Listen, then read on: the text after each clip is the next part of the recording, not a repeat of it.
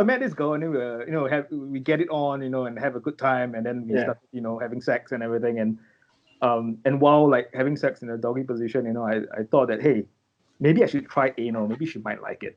So I slip it out and then try to push it in there and try anal for the first time, and she turned around and says, hey, do you think it's a little presumptuous that I'll like anal when you haven't actually asked me about it? And then I look at her for a moment and I was like, presumptuous? That's a very big word for a 12-year-old. Oh my God.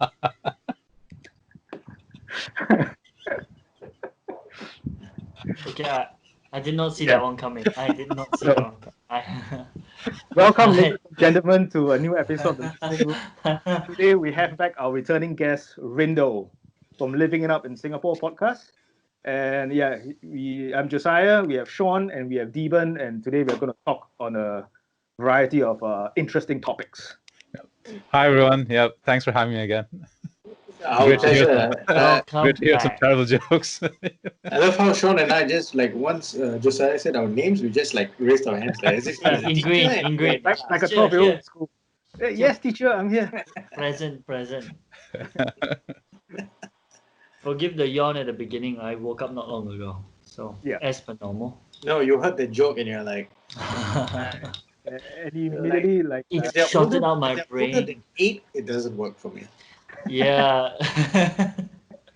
No, as long as she bleeds, she's ready. You made her bleed from both holes, man. Oh. I'm not sure if I should laugh or just leave this call. We're just going deep into very dangerous territory.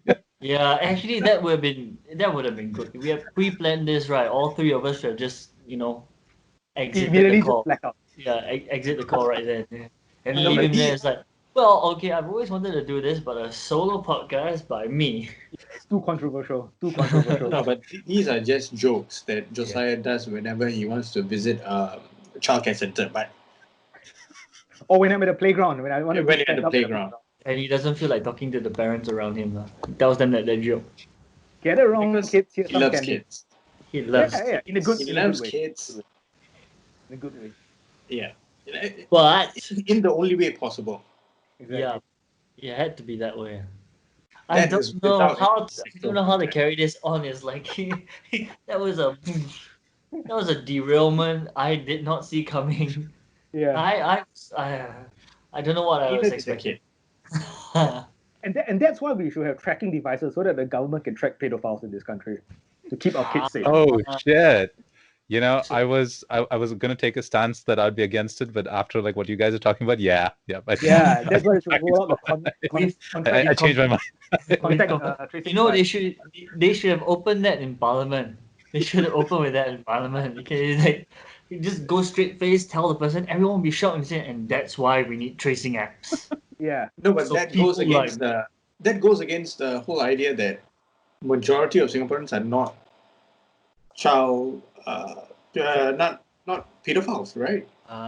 So why would you be tracking them? We don't need apps. We don't need apps. Yeah. Right. But this tracing app, actually, no, it started very subtly with the, they came out with the app on your phone, the Trace Together app. Yeah. And how that works was, I think you guys were explaining it just now. I only caught a little bit here. But it will, you turn on your Bluetooth, and if you're nearby someone else with the app, it will record it down. It will communicate. Yeah, it will communicate and record that down. And if within like the 25 days or whatnot, you test positive or that person tests positive for COVID, they will access that app and then track where he's gone and then who he's been around. And I think what they do is when you download the app, it gives you an ID number, right? So the ID number will be what the government when you register your phone number with the app. Get a unique. Okay, so technically, right? Technically, they don't really know where you were. They only know that you were in contact with the person who was tested positive. Okay. So they don't take note of where you are. That is everything that has been written by Blue Trace, which is the company that is developing the technology or develop the technology. Whatever they say is true. Once again, we never know. Like it's like you if I have the app in my phone and I happen to run past this person in Geylang and so that person also happened to have just kana only, and then later, Sean, what would you do? We've traced you and you met this person in Geylang. He said, why were wait a you minute, running you're it? not supposed to know. Why were you running Supposed to know Geylang that. Rural 13 at 2 a.m. Yeah, at 2 a.m. I went there for supper. It says here you're nowhere near any eateries. What were you eating? Why were you at the house for 5 hours? Yeah, what were you just doing? say you're going to check Rindo's internet connection. Oh, yeah. I was at the vicinity. Yes, the only reason why everyone here comes to Geylang. That's the only reason why. Right? We only check why the Wi-Fi over there. Is Rindo having good Wi-Fi today? But now they want to change it up, man. They're changing into a wearable, like a Fitbit or something. So I think it's still connected to your phone, or I don't know how that works, or it's standard. It's not connected to anything. It's a standalone, it's just a standalone device. Yeah. And then basically, if you have it, they'll take that and then they'll scan it, and you're like, oh, okay, you've been near like 5, 6 people, and we're gonna call them, and then they'll call them and say, hi, you've been near this guy. And it's like, oh no, So on that premise where they don't track your location, they only call you when you have COVID thing. It sounds like, oh, okay, it's all right. It's not really like a police state kind of thing, like the surveillance kind of stuff they're saying. But like Demon said, can we actually trust Blue Trace? Like, because I don't understand the technology. We've only been introduced to GPS. We don't. I don't know of a recording device that doesn't have to rely on GPS tracking and all that. Or are they just glossing over it? We can talk more about like how it works and try and poke holes into like its whatever explanations that the government has given.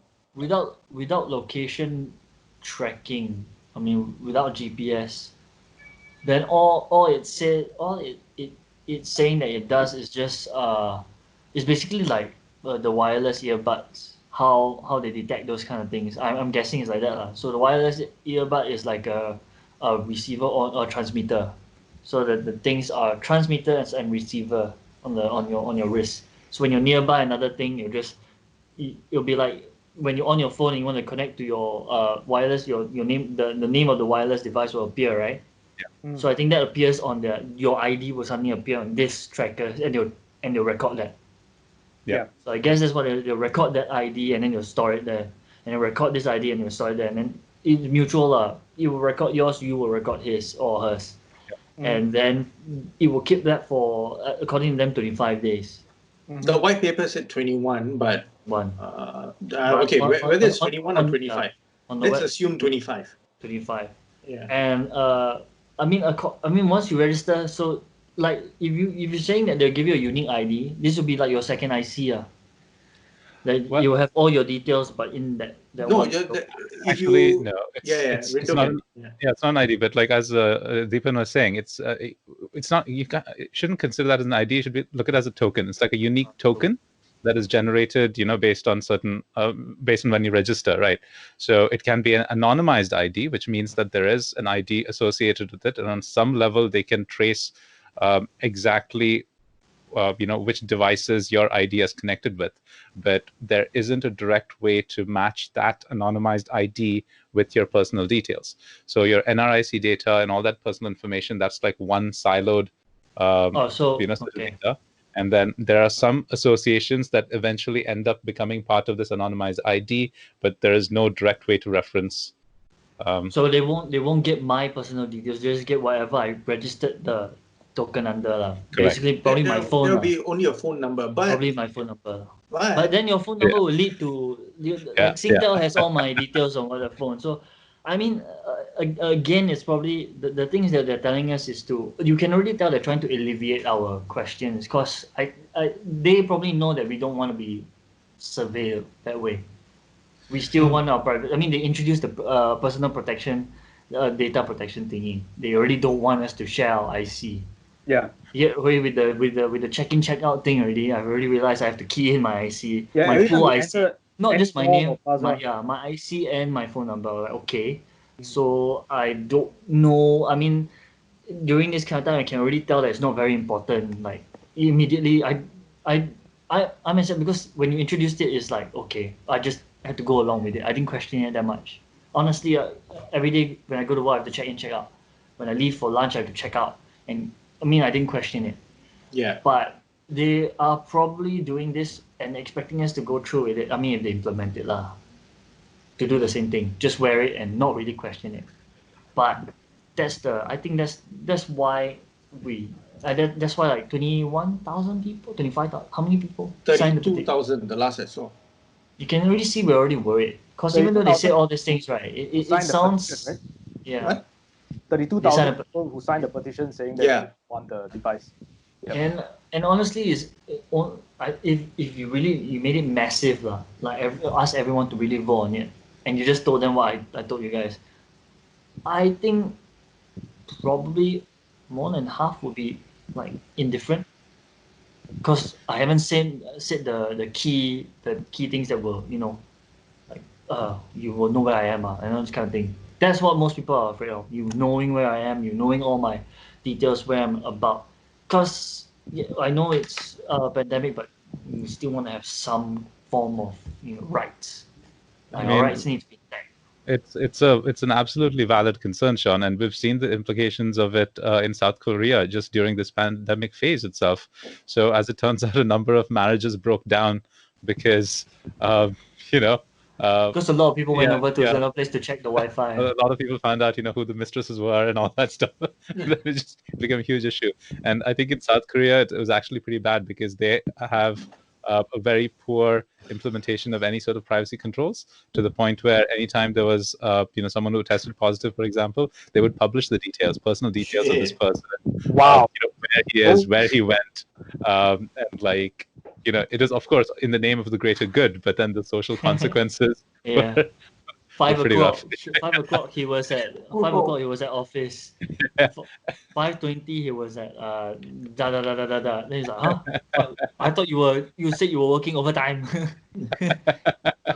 So and these issues are there, and it's not just one time, right? Like we could chalk it off as something that happens during a crisis like in COVID, but these things have happened time and again. One incident that really comes to mind, and this is something that we talk about constantly when we talk about privacy, especially in working in IT.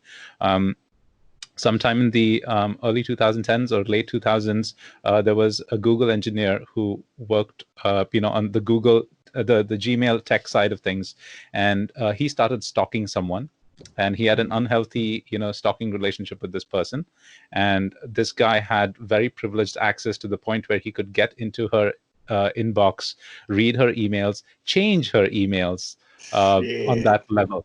It resulted, it was a huge controversy, and Google had fired the person. Of course, there was lots of legal challenges, and they had to do a significant revamp of how controls are implemented at every level. So the issue of privacy is always a relevant one, because privacy controls only work if someone with privileged access is an honorable person. True. Once that person decides to use it for nefarious means or anything other than honorable means, it becomes an issue. So a lot of privacy systems implemented in IT and everywhere else in general is that they try to segregate levels of control, so that at least if someone is a bad actor at any point, the level of data that they can access is still just limited as compared to having, super access, so to speak.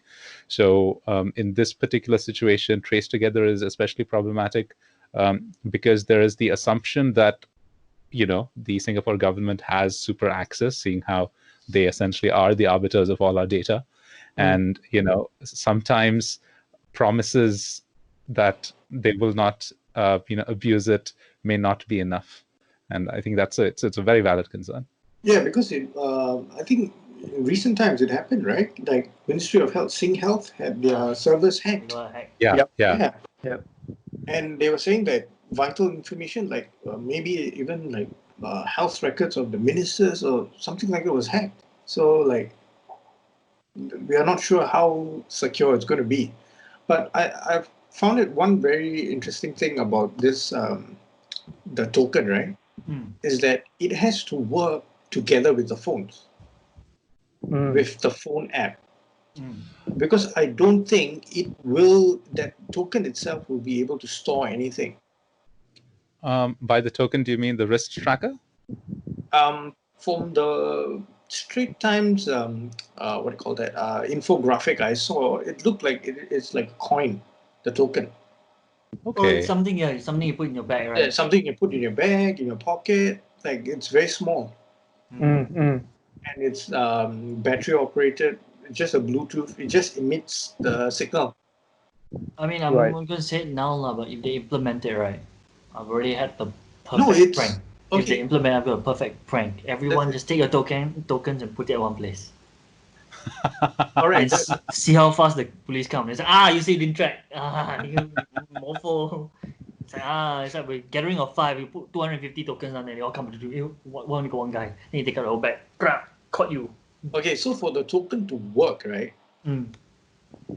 Someone who does not have a smartphone, does not have an Android smartphone, would have to carry that with themselves wherever they go. And there has to be Android smartphones with that app, with their Bluetooth on, walking about as well. I see. Okay. So iPhone users are safer.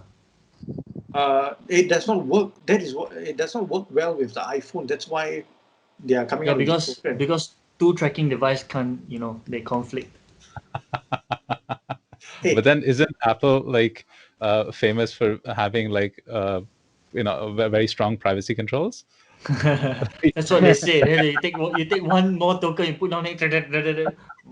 2 tracking device detected on phone, unable to comply. Let's just be honest, both Apple and Google, they don't give a fuck about their consumers. Yeah, man. We should get the Huawei. We should have gotten Huawei. Take out the Huawei, and you see on that. Then you're selling information to the Chinese government. 不可以用啊 No, you take the token, you put it near your Huawei phone, and the Huawei phone will warn you about the token. But you wonder how the Huawei phone knows about it. So you're like, The Huawei will be like, we can only give your information to the Chinese government. No other governments are allowed. Yeah. So for it to work properly, right, you need people to be carrying it. So the first batch of it is 300,000 tokens, and they are going to focus on giving it to people without smartphones. So most likely senior citizens. Oh, okay. Right. Okay. Or maybe children. Okay. Oh, okay. That actually makes sense, for senior citizens. Okay. Yeah. So and actually works also. I mean, give it to a senior citizen with dementia. Could be quite useful then as well. No, but you can't track the person. No, tweak it a little bit. Call it a forget-me-not token. No, but you see that kind of shit, right? As a private citizen, you can go and buy those kind of devices. Yeah, exactly. Oh yeah, the one that gives you a shock when you walk like 50 meters away, right? What? Whichever device you want to use. Maybe the one with the jog the memory back right into the seniors mind. Whoa, shit. I think the ring you're talking about goes like down there, right? Down there. Yeah. Now we know what to get Sean for Christmas. It's a lot more effective that way. For his birthday, you get him a big tub of lube, and then for Christmas, you get him the ring. Yeah, it has to be conductive. With the shocker. A bit away and think and twitch everything. Yeah, and then we'll do it on the podcast, and we have the control. Yeah. So at any time we'll just tweak it, and you can see Sean. No, actually that would be better. That will be on the Patreon. Sean's going a bit too far. Sean's going to be a bit too far. Let's see. Sorry, I'm off topic again. What were we talking about? The Trace app. Yeah. So coming back to this, right? So only 1.5 million people downloaded or were using the app to begin with. And we are not sure what the breakdown of that data is, like between Android and iOS devices, right? So like for example, let's say 1 million were Android devices and 500,000, or maybe like with the government stats, it's saying it's most likely 50-50, like Android and Apple users, right? So let's say 750,000 were Android users. So there are only 750,000 people who are capable of communicating with the token. Yeah. And logging those data down.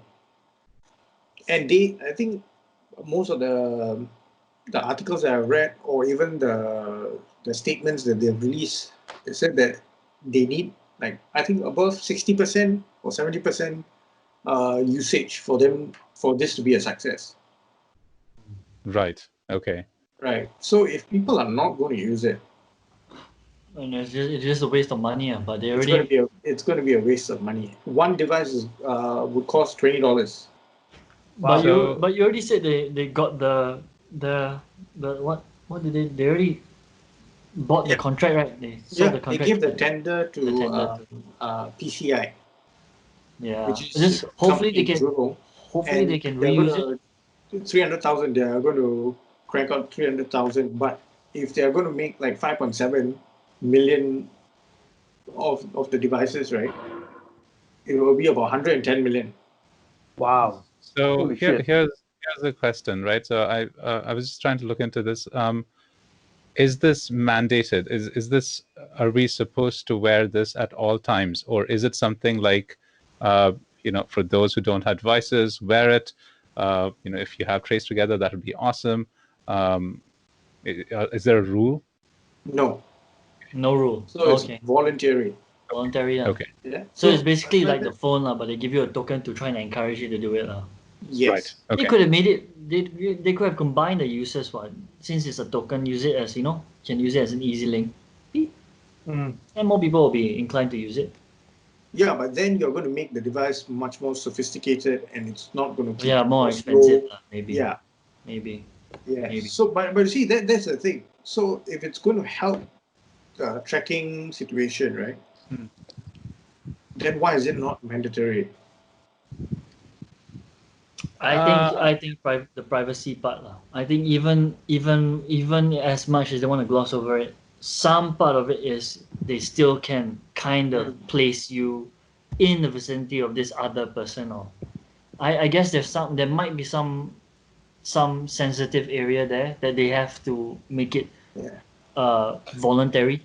Yeah, I think they're just afraid of blowback, and they're just trying to test the waters first with this 300,000 initial token. And maybe they know themselves there is no hard basis to make it mandatory. And you, of course, this is voluntary, and we already have slight issues with it. If they had made it mandatory, all of us would have fought back. I guarantee, like, the most of the population would just like, no, why? I mean, like for me, the signing in, signing out at workplace, it's all right. Like, just go into the website, key in, no biggie. Yeah. But even if I forget to do it, right, I'm only reminded, like, hey, you need to sign in. I'm not barred from going up to my office. They're like, hey, remember to sign in when you go up, or remember to sign in. And I will do it like on my own. But when you go to the malls, or you go like to certain areas they will force. Like certain areas they will make it mandatory. Yeah, certain areas. And in those areas, you can already see there's a bit of a resistance already. Like for me, it's like, why? And because of some of this implementation, right? Some malls, because of the way it was designed, architecturally built or what, it becomes a complete hassle. Like there's this Chinatown Plaza point. Yeah. If you enter through the bottom, you only have access to half the building. When you want to get to the other half, you have to go out. Go out, exit. You already sign in at the bottom, but when you go up there, you have to sign out and then sign back in, just to get to the other side.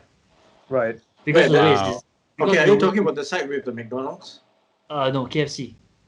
KFC. There's one side is Song Fa Bak Kut Teh and McDonald's, right? Then the other side there's KFC. So if you want to go to the KFC, you have to. I mean, the best thing to do is when you come out from the MRT side, you exit through the instead of turning in, you just go straight up. Yeah. That's the best way to access KFC. But if you make the mistake or if you need to like buy something from McDonald's and then buy something from KFC or buy something from that side, you have to sign out and sign in. Wow. It's just badly designed. Not badly designed. Nobody could have predicted this thing, but because of that this implementation, that's what you have to do. Maybe it's the fault of the mall. Maybe. The management of the mall. The way because when I first went there, I was like, okay, we're signing, fine. We thought, because you're going to be in the mall. So what's the point? But because people need to walk through the mall to get to the coffee shop on the other side, so that portion, that middle portion that separates but they KFC. don't have to, right? They could just walk from outside, right? You walk one big round. That's Hong Lim, right? The market. One big round. One big round. If not, then you can walk through. There's a walk through. But because of that walk through, because they want to make that's where KFC is, right? Yeah, but because of that walk through, they can't bar it off. They want people to be able to walk right through. This is what you have to do. You have to sign out, sign in just to get to the other side. Right. Yeah, so that's one hassle. But people, it's a must there. But it's already, there's a bit of like, wow, I have to do that. So making it mandatory and on the premise of all this, I think it's better that they made it voluntary because they know that if they do make it mandatory, there will be a pushback, a bigger pushback. But definitely not want it. Yeah, but because like I said, we don't fully understand. I mean, we understand what you're telling us. We understand the basis of it, and most of it is based on trust. We trust that you know who you're hiring. You know that these people are. Well, so here's my question though. What's the distrust? Why are people distrusting the government with this contract tracing device? Oh yeah, I think it's inherent. It's just inherent with when you want to implement contact tracing. But because like we had a pandemic. We are in the midst of a pandemic, right? What if a second wave, third wave comes, and then more people get hospitalized and risk of dying? Like, we need this app, we need this device so that we can quickly identify those closest to us and isolate them. So what's wrong about it? So Josiah, I think there's some key points to address here, which is that yes, privacy is a major concern, right? And to maybe talk about why there is an inherent distrust, I think we have seen a number of incidents, like both here and elsewhere, and maybe this is probably a relevant time to talk about, how when, let's say, certain authorities have access to personal sensitive information, sometimes slip-ups happen. There was one incident where an old man was complaining about CPF on his Facebook page. He was just like, oh, I can't afford this. So where's my money? I feel like, the government is being a gangster by, extorting money from me through CPF and all that stuff. Basic ranting, and then this blew up because people started sharing it, like the whole, give back my CPF thing going on. And then CPF put out a clarification on Facebook, putting out this person's details, like how much money he had, all that, which is it's financial information, which is considered sensitive information. And there was a running tone of, wanting to take it out on the guy, and at least that's what I felt when I read this. Of course, they later clarified saying that, it is in the public interest because it was an insinuation that they were somehow maligning the integrity of a public institution or something like that, right? Right. But, and which is understandable, considering that a lot of these things happen. But the tone of the messaging and also the flippant way in which sensitive information was put out there on a Facebook page, just shows that there are people up on the top who can make this decision. And regardless of what they say at the start, where they say that, hey, your financial information is confidential and will stay with us. You can trust us unless you rant on Facebook on your own personal page. Yeah, and then you're in trouble. Yeah, either that or a mistake. Like you were saying that we're in a pandemic, right? And you're saying that why there might be distrust, but let's say that we are in the pandemic. We want to trace each other and all that, but mistakes can happen.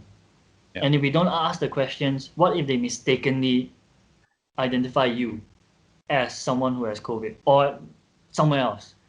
And because they quarantine you, your entire office has to be quarantined as well because you are suspected and you went to work. So everyone there gets quarantined as well. So it could lead to a disastrous domino effect where they could be, making it worse for themselves. Now, I think that's why they didn't make it mandatory. One thing is for us to not distrust them. The other thing is that they understand that could happen. And if they made it mandatory, then they're probably shouldering the entire thing. That they would have made it mandatory. I think they would have. For the Singapore government, I think they would have if they have 100% guarantee it will not fail, and it's like there's nothing you can ask. Like this is like NS, like NS. They're sure we need it. They're sure that we need this kind of deterrent to the rest of it. So they implemented it, made it 100%. The fact that they put this on the voluntary part can already show that they themselves are not too, not too sure about it, but they kind of know that it's not something like they can trample on too easily without many people, having issues. Like me. But what's stopping like the government from making it mandatory though? If they really want to do it. I don't know. I want to say human rights, but I don't know about. We have rights in Singapore, like humane rights. I don't know whether we are. Yeah, but I mean, Sean mentioned this, right? Blowback. I think there is significant blowback, and I think a lot more people have a more nuanced understanding of privacy and how personal data can be misused. This wasn't a conversation 10 years ago, but now, people know they that implemented it also. They actually now all our ICs are XXXX, then the back few numbers. Yeah, and another thing that we should keep in mind, right, is that even though it has been repeated that it's only going to be your phone number. Before we started recording, we were talking about this, that your phone number is actually connected to many different things. Yep. Let's not forget that our 2FAs is linked to our phones. Yeah. So if you want to log into your bank, your whatever internet banking app, to SingPass, whatever government things that you're going to log into, now we have got the SingPass app, which just uses a phone number. Yeah. And you can log into whichever CPF, HDB, whatever, One Motoring, NS Portal, whatever it is, you can just use that. It's so simple. And it's just linked to your phone number. So it's not distrust of the government per se. It's more just no, but we should keep in mind, right? The government is made out of humans, of people, right? Yeah. So, it's not the government is like inanimate or whatever, but it's made out of people, right? So people can be wrong, they can do stupid things, or they can do criminal things. They can have a bad day also. Yeah. Yep. Or they can work against like the general public. It has happened before in other countries. Maybe it is not in Singapore, but should never rule that out. Yeah. So I find it like why they have not made it mandatory is because like it can't really work. Then what are you going to do if people just don't take it out? Are you going to find them? And not to mention how they're funding it. Yeah. It's not funding. It's not like it's not a philanthropist that donates the tracker. They're using taxpayers' money to already buy, and that also brings up the thing like Blue Trace. Blue Trace is the company, right? Yeah, but it belongs to the government. It belongs to the government. So I think it's from part of GovTech or something like that.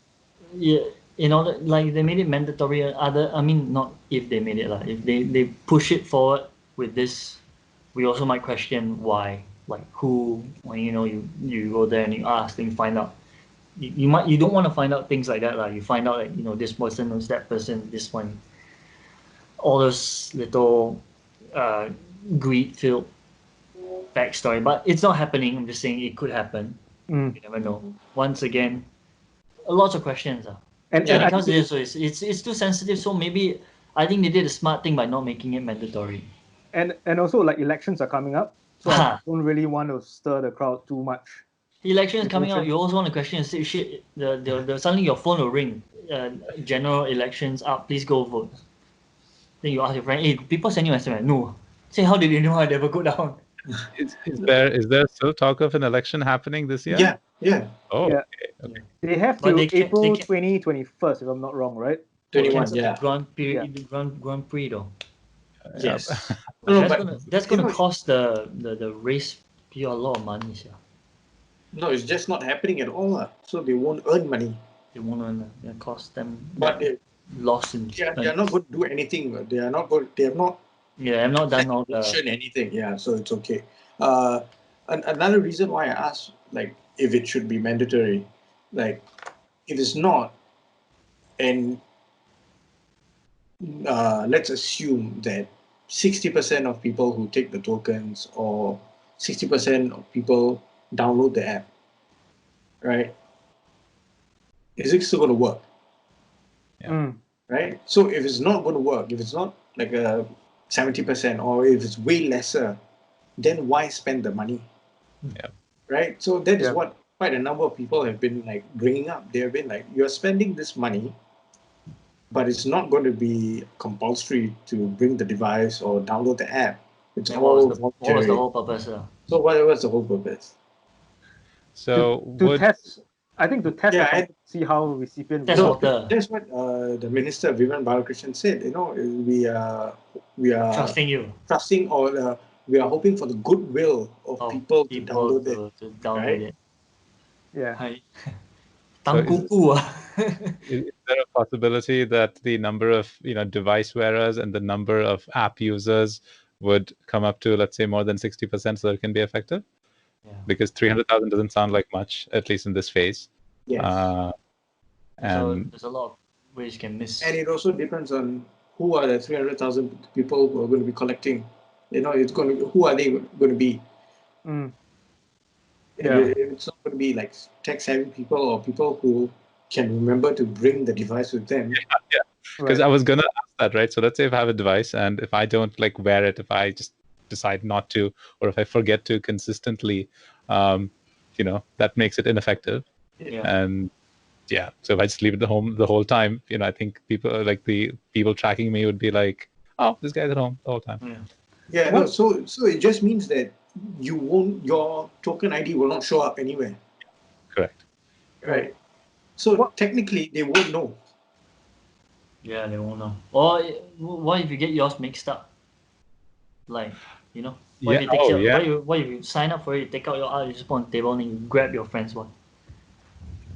No. Unless it's color coded or you put some name on it, then you know. Because that's your pasar. But then again, people will be wondering why this fella is always at Rindo's house. What if the token, right, is what if the token is tagged to a lonely singles app that you can download and use, and you can meet single men or women on the street, and the token has to vibrate. We'll alert you. Dick, or if you're a girl, you have to vibrate at the right position for sexual enjoyment. When you meet that person, you will start vibrating, and then you know that the person is within a 10-meter radius, and you have to play hide and seek.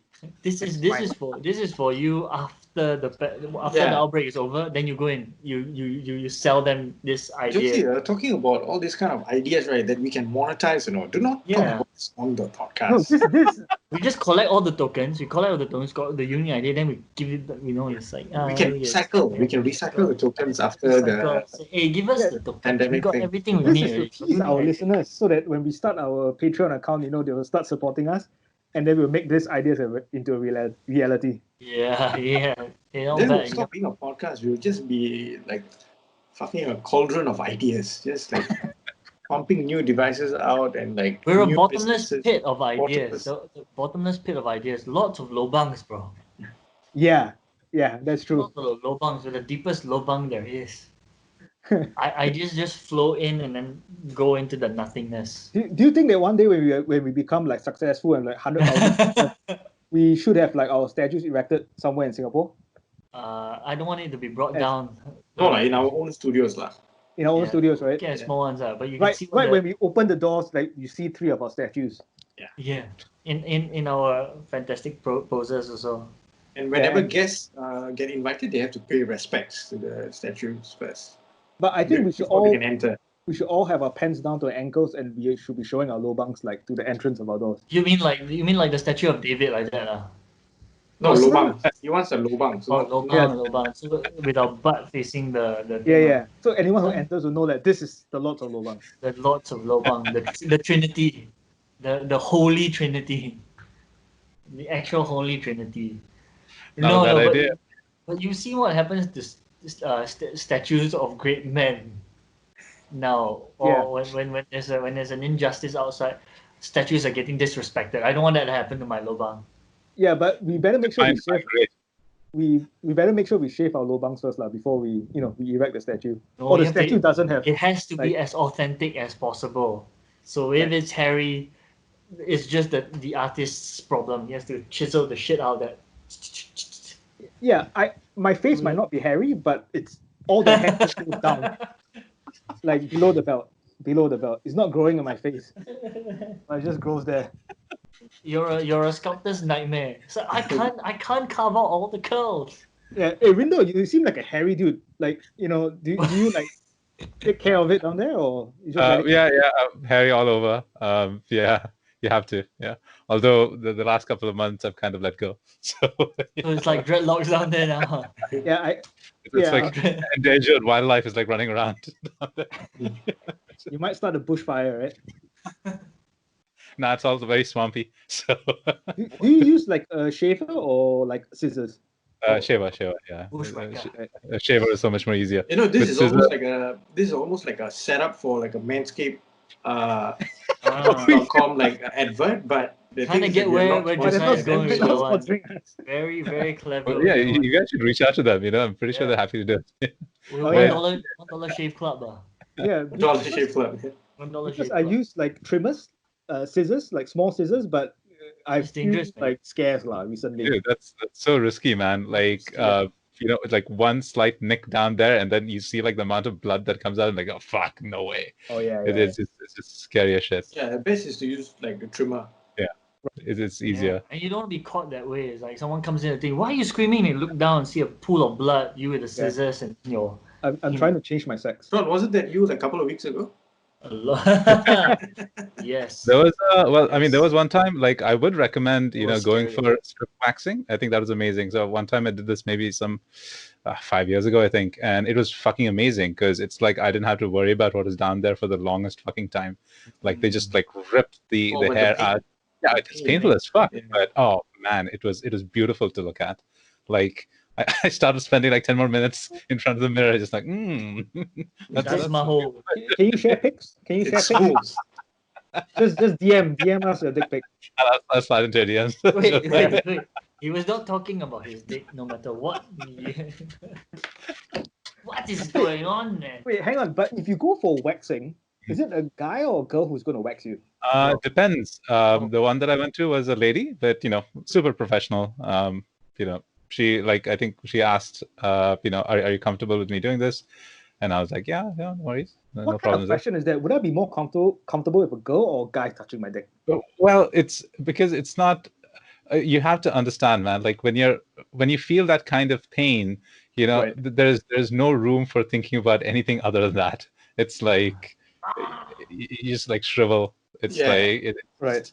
And to add to that, right, they are not touching your dick in a way that will make you feel some pleasure. They are just like lifting it up and like throwing it back down. Yeah, and, like, there's nothing done during the waxing session, right? It's actually meant to give you any pleasure. That's all I need to make myself come. Just lift it up and flick it down, and that's it. I'm done. 2 minutes, bing bang boom. And then they'll use that as a lubricant as well. Yeah, just flop it up and down like this, and then that's it. Josiah, clip this. Oh no, leave it in. It's authentic. No. Make this into a clip. Maybe it should be a GIF. It should be a GIF. Yeah, those are some really good clips that you guys are putting out recently. Pretty cool, nice and digestible. He's pulling Gary. Yeah, it's only pulling Gary because it's already frozen. Yeah. It's already frozen. It's very easy. You don't have to cut. It's like, it's perfectly nice. Well, it's not fair on Gary because Gary is like smiling and frozen most of the time. He was always caught in the smile. At least he looks happy. He's already got the pose ready. Yeah. And most likely he's trying to figure out what the fuck, why am I frozen? Yeah. Or he's working on it here. And we were on the other side saying that hey, Gary is smiling again. Yeah, that's probably all you heard. Like everyone. That's like, why are they saying I'm smiling? I'm actually frowning right now. What the hell is wrong with my? Yeah, I don't know. So what do you think about the current trend of like tearing down statues, in the UK and the US? Like not just normal statues, like the ones we were talking about, like famous statues, like of historical, like they're thinking about not tear down churches. People are not considering one thing: where are pigeons going to shit on? On them, on their cars. Yeah. You need the statues. There's a distraction. Pigeon lives matter. Save the pigeons. Pigeon shit matters. PSM.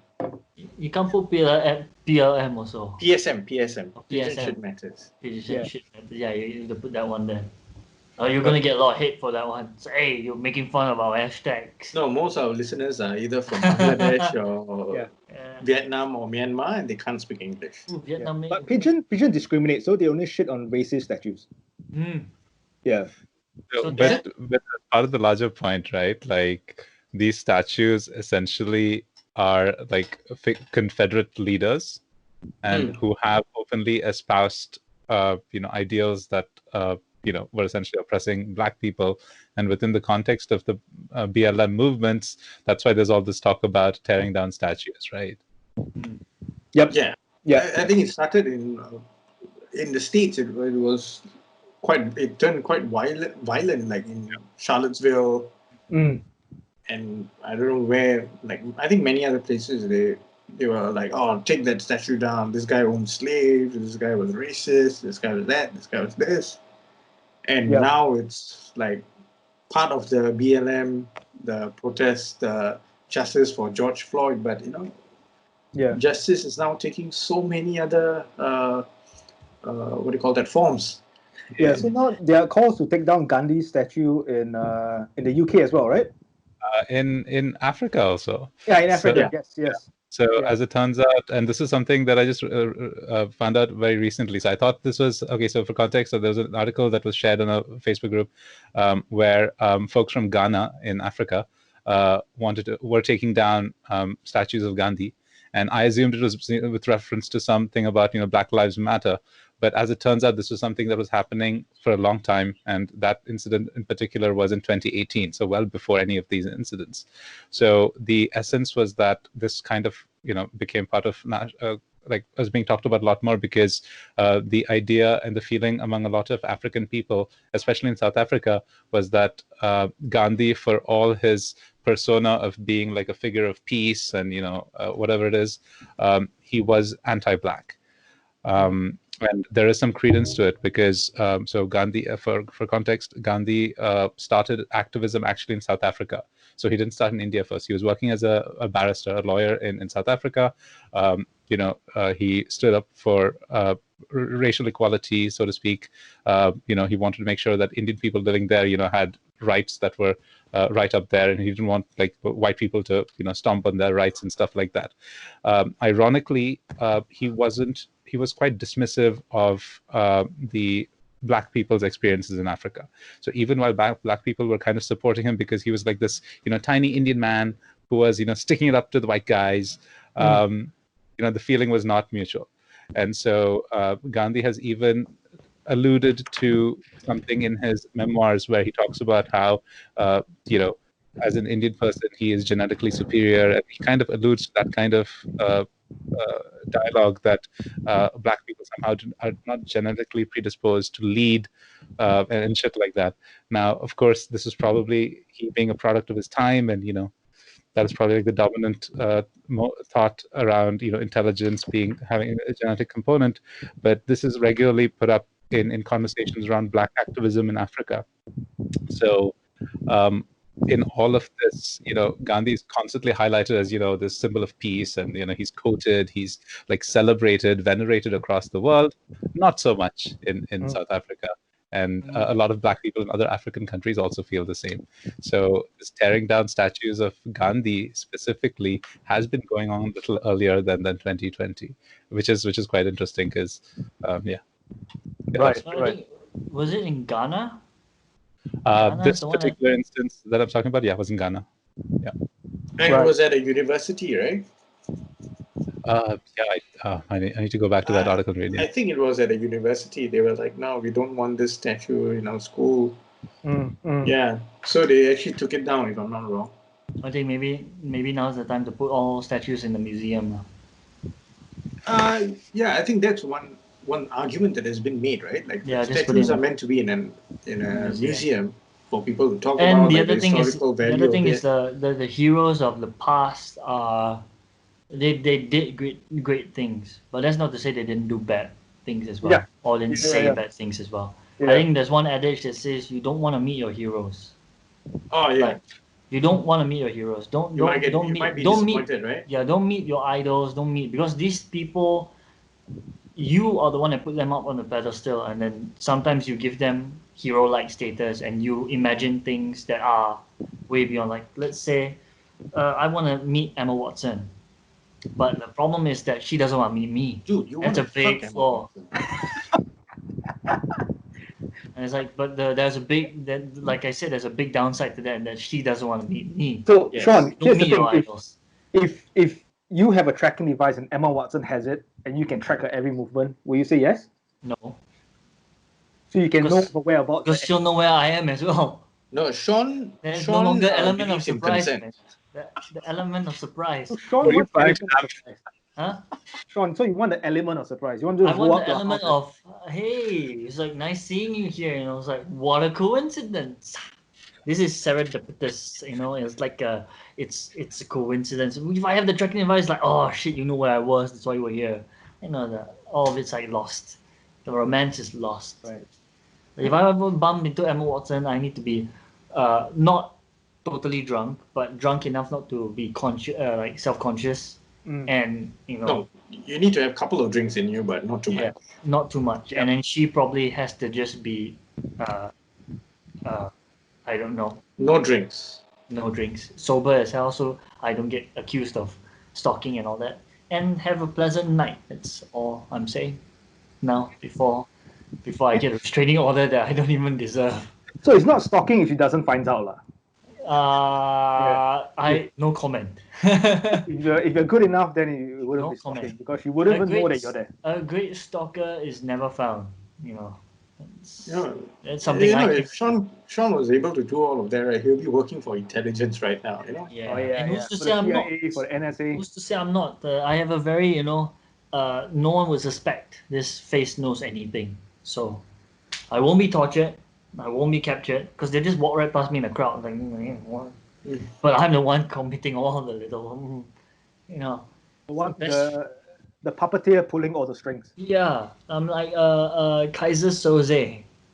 Right. Yeah, the usual suspects. I'm like the guy who limps, and at the end it's like, oh yeah, I screwed your entire company up.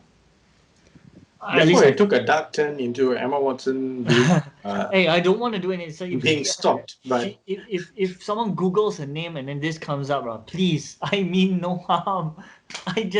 No, there's no way. It would have to be tagged with this. We don't do that much work. I really liked you when you were casting spells. You cast one right here. When she was 12? No. Hey, the thing is, in context, I was as young as her when that thing came out. Yeah, I think so. No. You were way older. Wait, not that much older. I was still like... Okay, I can't believe I'm Googling this, but yeah. Harry Potter. The first Harry Potter movie was what, 2002? 2000?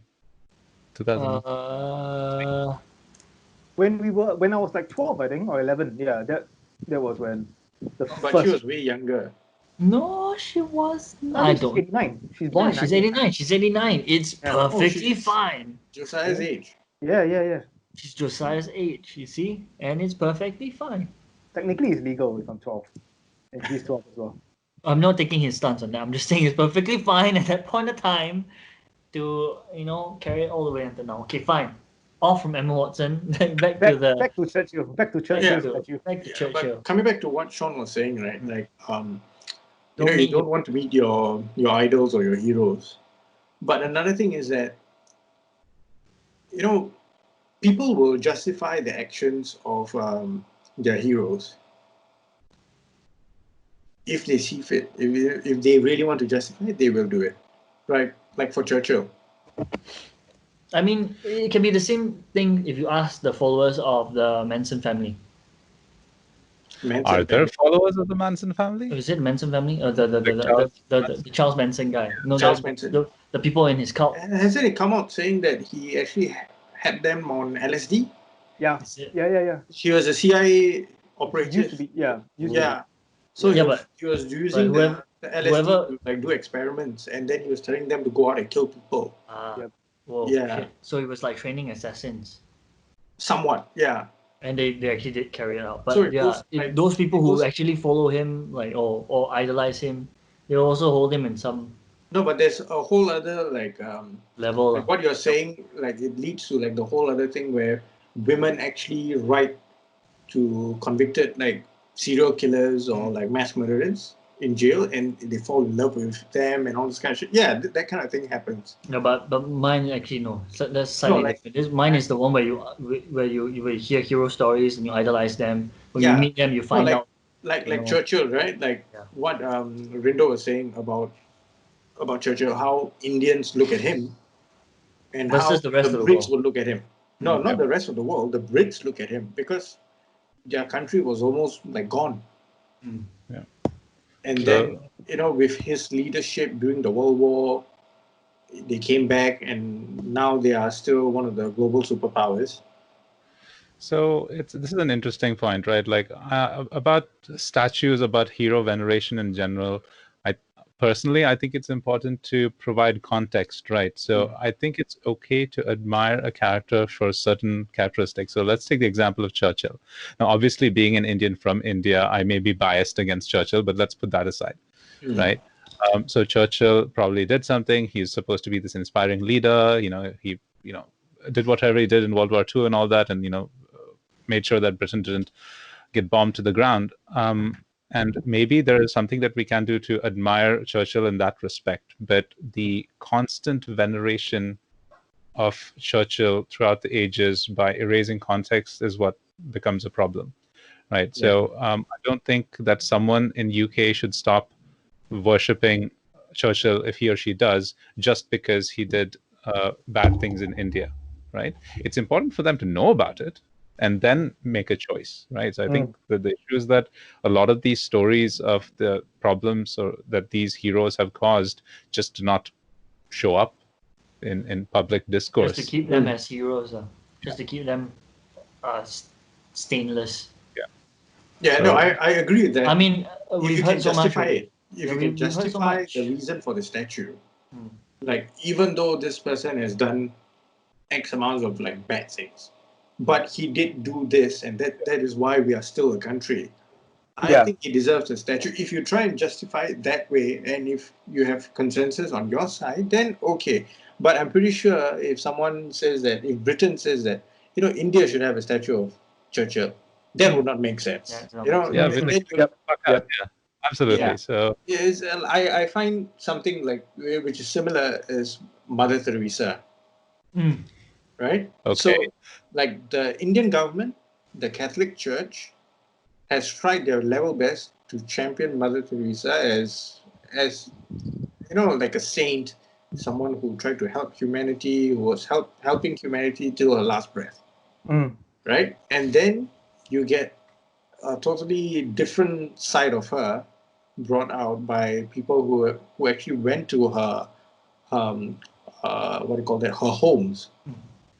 And then they saw children and old people just left to die. Whoa, fuck. Okay, you have not heard of this? Heard of this. Okay, so Christopher Hitchens made a documentary about this called Hell's Angel. But let's put it into context. Christopher Hitchens, world-renowned atheist, militant atheist, right? He not a fan of the Catholic Church or what. So he made the documentary, but then people in India who were actually like uncovering all these things for quite some time came out and said that yes, like we have tried to make reports and complaints about this, but we have been silenced for a very long time. Fuck. Okay. Yeah. So she took Mother Teresa took donations from many leaders of I think the ex-leader of Haiti, like who was like stealing money from the people, but he wanted her to pardon, to bless him or forgive him for some whatever shit he has done. So he donated money, right? So when this guy got arrested eventually or got driven out of the country, they were actually trying to get the money back from her. But they couldn't because every single donation that comes to her gets gets transferred to the Vatican. Oh, so there was the same thing that happened in the States. A guy who was I forgot the guy's name, but he was running a scam, right?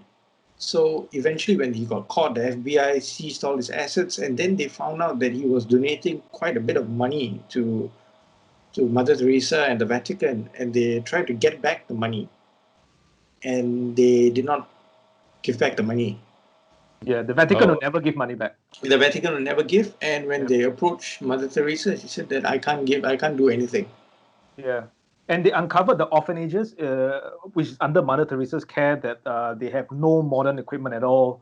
Nothing. You're reusing needles. Yep. Right. Okay. Then that was where, it all like you could clearly see the picture where they question why is this so? Like, people are donating loads of money. They are volunteering themselves to come and help doctors, nurses from all around the world, right? And they discovered that the mission of that home was that you facilitate suffering because that's God's will. Or that was their understanding of God's will, that mission's understanding. Yeah. So if you have contracted some disease, you're poor, you're begging, or you're on the streets, that was what God had planned for you. So if you're going to die, we will take you in and we'll just facilitate your death. Yeah, but essentially. I think he clarifies that he's got no issue with Mother Teresa herself. Christopher Hitchens? Yeah. It wasn't an attack on her. It was an attack on what was happening that day. What was happening? Yeah. He called her not the friend of the poor, but the friend of poverty. Rich. Oh yeah. Friend of poverty and the worst of the rich. Yeah, and she was like flying on helicopters and planes, private jets, and all, going to meet Princess Diana. Like, I think he wasn't attacking her as well. I think he's like. Not no, that, but I don't think he met her, but he's just like saying that, what's happening here needs to be questioned, that you can't just make someone a saint out of. Yeah. Because they didn't make her a saint. She was given sainthood. And he's saying to question it lah. I think he's just raising the simple thing about question, why is it happening so quickly? Like, you have to see, is it really that? I mean, one thing is, if it was an attack on the somewhat Roman Catholic, so most people took like, oh, hey, how can you do that? But I think it's right. I think not that. And because it helps his point, right? His point is that you claim that the Catholic Church is a beacon for moral values. Yeah, but you have to ask, like, what if they? What are your values, right? What if they're only pretending? What if, like, okay, you say Mother Teresa's helping poor and all that, and then, like what Devan said, what if that was like really true? What if you just went to one of these homes and you see them just lying there dying?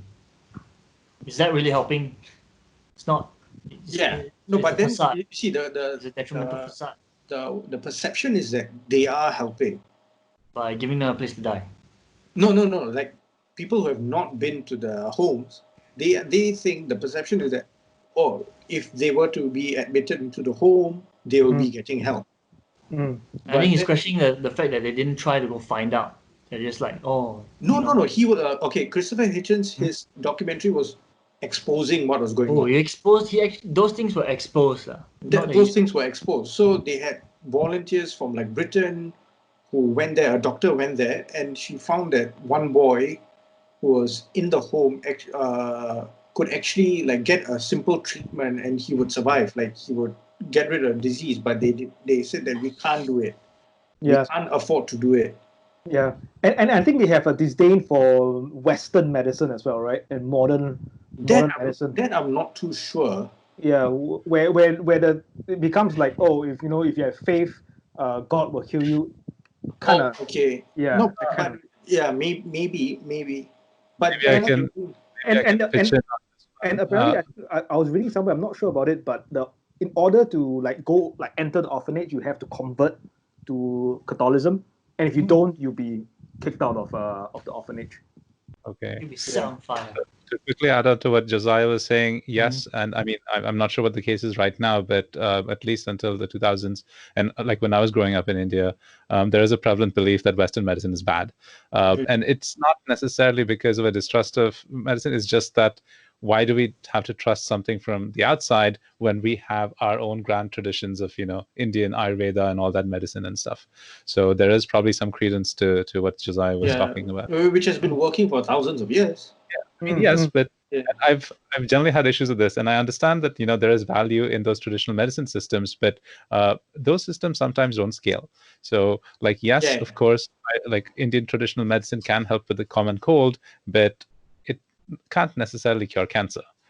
So, and we can't apply like science learned from 1,000 years ago and apply it to physiology today. So that's kind of my one criticism, but of course it depends. Yeah. So I think when you talk about like Mother Teresa and like another big figure in India is Gandhi, right? And then you look at Gandhi like, oh no, even like he might be a racist, but at least you could argue that he did some good for his people. Yeah. But the same cannot be argued for Mother Teresa in this sense. I feel it's my no, but there was a debate on BBC. It's called The Big Question, where they were discussing this topic about Mother Teresa, and few of the Catholics actually, they were in an extremely unenviable position of defending her. They were saying that her mission's aim was not to save people. When you start with that, was not to treat people medically. It's like. So it was like, wow. Then people who are not Catholic were like, wow. So that's different. You see the way you entered the argument already, like kind of admitting like, she's, you're like saying like, you can't actually, like, she wasn't actually, you go into that giving off this vibe. You're like, oh. No, because they were at a very bad position, right? Because people were talking about the conditions in the homes, like people did not have beds. They were not like disputing it. They were just immediately saying like, "Oh yeah, it's like that," but she wasn't there.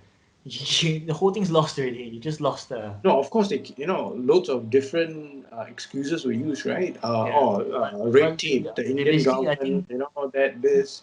Even for me, the local authorities in Calcutta, that like loads of different things were being said, but none of them were credible. Those excuses were not credible. And when you start, like what you said, you start off by saying like, that was not our purpose. You already start off with like kind of an excuse. You kind of know, like, you didn't even start off like, no, that wasn't the case. Like, we had all this, but we faced government pressure. No, you just went in like, she wasn't there to save anybody. I can't help it. I can't help that the fathers touch the kids before they die. So this I think this like is the whole danger of like organized religion, right? Where you value the soul of a human being more than the physical body. Because then their argument could be like, oh, but these kids, they convert to Catholicism. They are safe now. So whatever, when they die, they are going to a better place. And we don't have to really worry about the physical body. And that's you're treading on very dangerous ground there. No, but you also have to keep in mind that this is, I think, the point of view of this particular mission, right? Like, another denomination might not believe in this. Another sect of Catholics might not believe in this. So is this one particular mission that Mother Teresa belongs to that believed in this, and that's how they were operating.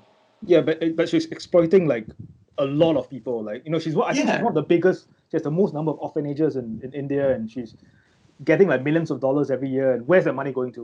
Like. Her operation was pretty big. Now that I think about it, fuck! Oh my god!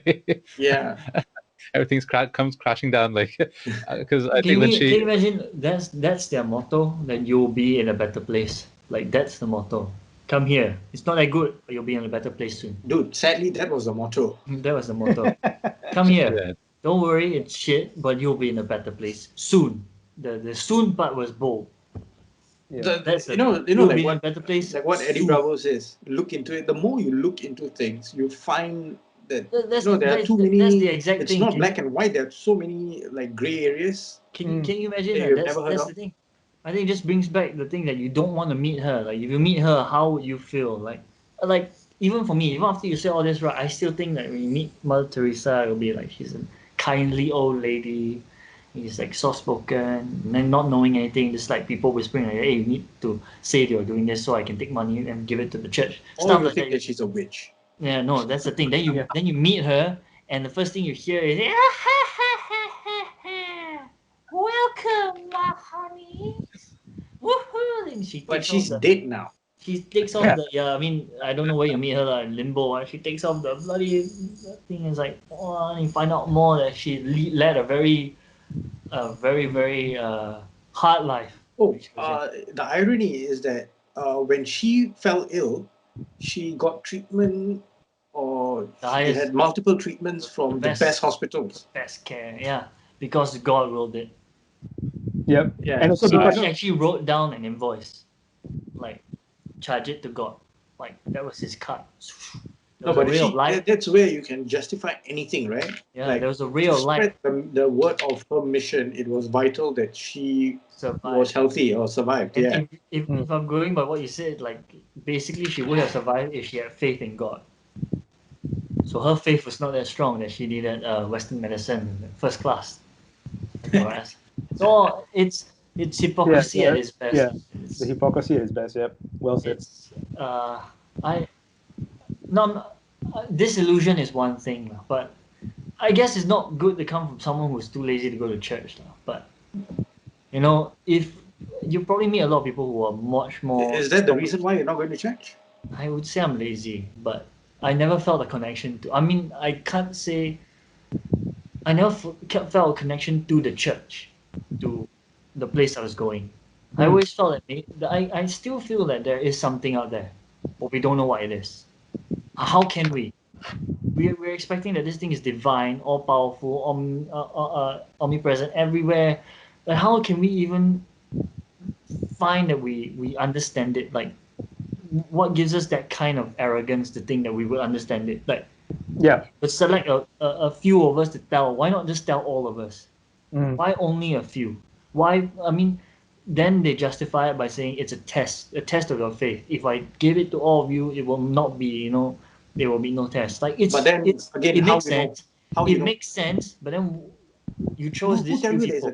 Yeah, you chose these few people, and those people tell us there's a test. You can understand where I'm questioning it from. You test them only. You have a classroom of 100 people, you test 5 of them, you tell the rest of them that what the test is about. I don't even know these 5 people. I had never met John. I'm his namesake, that's all. So it's a lot to ask, but on the downside of it is, what if it's all made up? As like, there's too much things to ask, and I know that's where faith comes in. You have to believe in all these things, but then look at what you're asking us to believe in.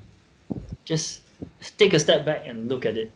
Now, if you can explain those things in the current way I'm understanding things, it would be perfect. If like I think what Rindo was saying, if it scales, if at every stage we can use what was said 2,000 years ago to explain certain things happening, then maybe, like, even in the smaller sense, like, then maybe we'll be like inclined to think, okay, but now you see all these other things happening, and you realize, what if it's all just bullshit from one person's, or it's twisted? Either it's bullshit or it's twisted.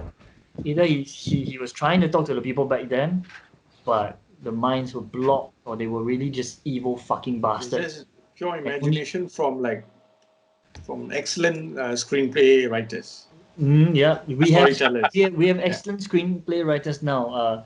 Josiah has a hard-on for Scorsese. So what if John was a Scorsese of his time? He just didn't have a camera. He just did not have a camera. I was reading. I just signed up for Audible, and I download Graham Hancock's Fingerprints of the Gods, and he's talking about ancient myths, and then he talked about the story of Noah, and about the big flood that like swept off civilization, and only like a handful of people survived. And then he was talking about other myths from the Mayans, from the Aztecs, from the Incas, and then you go even before that, like through I think Babylonian texts and everything, and something about all these different civilizations across different time epochs. They all talk about this flood, the myth of the flood, and how like one family will survive the flood. So he's talking about why is it that all these different civilizations have different interpretations of similar events. Well, I mean, sidetracking a bit, but he's saying like in the book is that 12,000 years ago there was a comet or asteroid that hit like the northern part of America and Greenland, where it caused like massive flooding in the world, and like civilizations at that time, like a lot of them were wiped out, and the coastal regions of the earth was redrawn. And so like it just brings you a bit of perspective into like the things that we like religious texts, for example, is also based on interpretations of historians at that time, and the stories that they hear. It's the time, time. Yeah, that's the other thing that you have to raise questions. I mean, it's very easy to see things now completely different from things back then. Even 40 years ago, how much things have changed.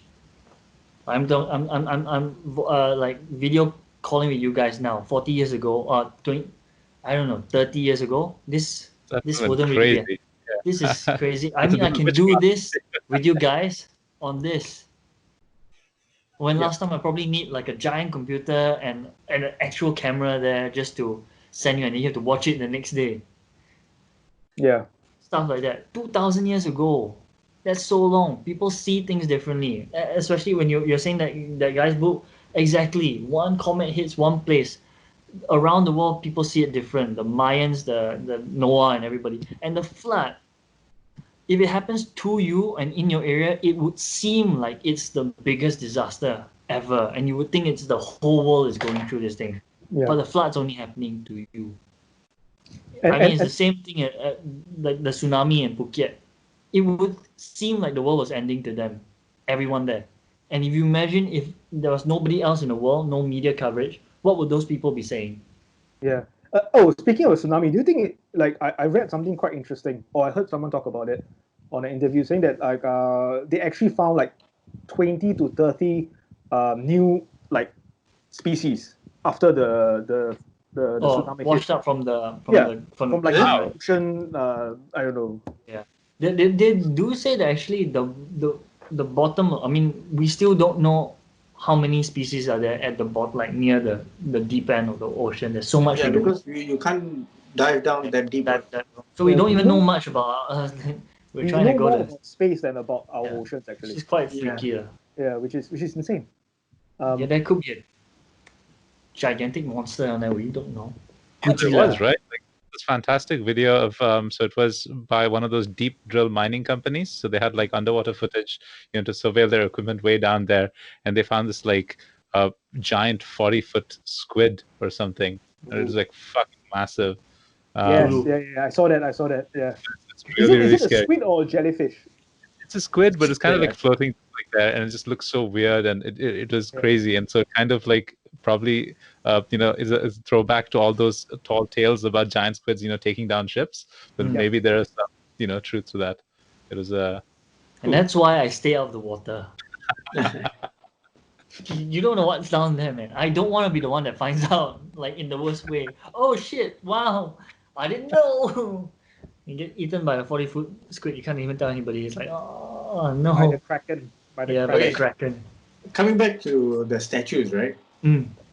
So what do you guys think about the statues? Do you think that defacing them or removing them? No, I don't think you should deface them. They were there for. I mean, they stand for like. If you want to break it down, they stood. Those statues were raised for a great act that they committed. The great acts that they committed, not for the person themselves, not for their personality, not for. Wait, hang on. But which statue are we talking about though? Because both. I think Churchill. No, like any monument, even any like Robert or E. or like any of the statues. I think maybe we have to look at why they were raised, why they were erected. Like for Churchill and all that, they were not erected in honor of his racism or the words he said. It was in honor of the act that he did for England. And what Deben said is true. England can raise it up on their land, but they cannot force India to raise it up, use their own money. I mean, they can. If India wants to play it coy, say, you give us the money, we'll raise it, and then we tear it down just for the sake of it. Yeah, so that would be great. Because it's your money, You raise it up, but you didn't say we can't tear it down. So you raise it up and then we bulldoze it down. Like, okay, fuck you. But here's the thing though, should we be erecting, like 2020, right? Can we have a conversation about like removing statues of slave traders? Like why do we need a statue of a slave trader in the town square? No, but you see, right, that goes back to what Sean just said. Like, examine the reason why they got a statue. Was the reason behind the erection of a statue them being prolific as slave traders? I don't think so. I mean, over here we have the statue of Sir Stamford Raffles, one of the founders. So it was erected in the thought that he was one of the founders and for founding Singapore. So it's an honor of founding us. That's all. Not really an honor to him, but of his act of founding us and leading us to. I mean, like just finding us. It was because he's also surrounded by controversy that was, I think it was his second in command that was the real one that was running the place, and he just took the credit for it. Yeah, if you want to find critics of Sir Stamford Raffles, you are going to find critics. You're going to find it, and if there has been talk about tearing it down. If you read like there are a couple of books about him and all, and like scholarly books, right? And they talk about how he wanted to impose his more cultured way of running things and improve the culture of the locals. So it came from a point where they considered their culture to be superior, and then they were civilizing people who were local, indigenous to this land. And you can see from that mindset where it flowed down. So it stayed with a lot of them. It stayed with a lot of the colonials, the colonists, the ones that went around. That's what they thought. That's why they colonized. That's why they thought, I'm better than you. Let me take and use you. So most of those statues were erected in those. I mean, examine the reason. If those statues that were raised up for those Confederate leaders were because they had slaves and all that, tear it down. I mean, take it down, put it, or if you want to be less violent about it, the founding fathers of America had slaves as well. So Thomas Jefferson also had slaves, and he was one of the ones who wrote out one of the signees of the Declaration of Independence. You see, that's American history. They fought the Civil War against the British, Revolution War. The Civil War was between the Confederates and the Union, that was the slave one. The other one, the one where the revolution, right? So that was the Declaration of Independence. That's where they fought together with.